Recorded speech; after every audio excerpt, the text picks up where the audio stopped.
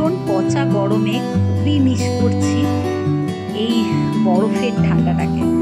তাই হঠাৎ এই পুরোনো ভিডিওটা দেখে মনে হলো তোমাদের সঙ্গে একটু শেয়ার করি।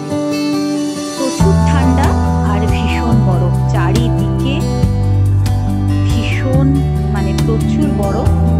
আমার বলতে ভুল হলো, প্রচুর বরফ আর ভীষণ ঠান্ডা।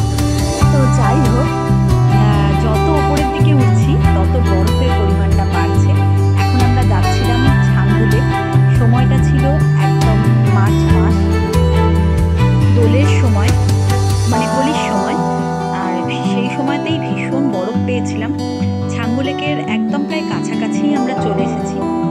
আর এটা হচ্ছে একদম নিচে নামার সময়, মানে ছাঙ্গুলেক থেকে যখন অনেক বরফ পেয়ে বরফটা প্রায় শেষের দিকে নিচের দিকে নেমে যাচ্ছি, সেই সময় ভীষণ ভালো একটা দৃশ্য দেখে আমরা কিন্তু ওখানে দাঁড়িয়ে যাই। আর এই ভিডিওটা তখন করি। ভীষণই সুন্দর, দেখো চারিদিক। সামনে কাঞ্চনজঙ্ঘার ফুল রেঞ্জ রয়েছে। এই যে পুরো কাঞ্চনজঙ্ঘা, এখান থেকে পুরোটা দেখা যাচ্ছে। আকাশটা একদম পরিষ্কার আর ঝলমলে রোদ। আর এখানে বরফের পরিমাণ খুবই কম, পাহাড়ের এদিক ওদিক একটু সামান্য ছড়িয়ে ছিটিয়ে রয়েছে আর কি। এই পচা গরমে এই ঠান্ডার আমেজটাকে ভীষণ মিস করছি, মনে হচ্ছে ছুটে চলে যায়। তোমাদের কেমন লাগছে অবশ্যই কিন্তু জানাবে।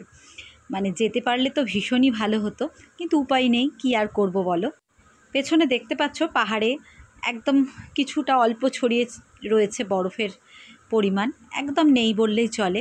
কিন্তু আকাশটা ভীষণ পরিষ্কার, ঝলমলে রোদ, আর চারিদিকে অসাধারণ দৃশ্য, মন ভরিয়ে দেওয়ার মতো। লাইক কমেন্টস অবশ্যই কিন্তু করো। Thank you.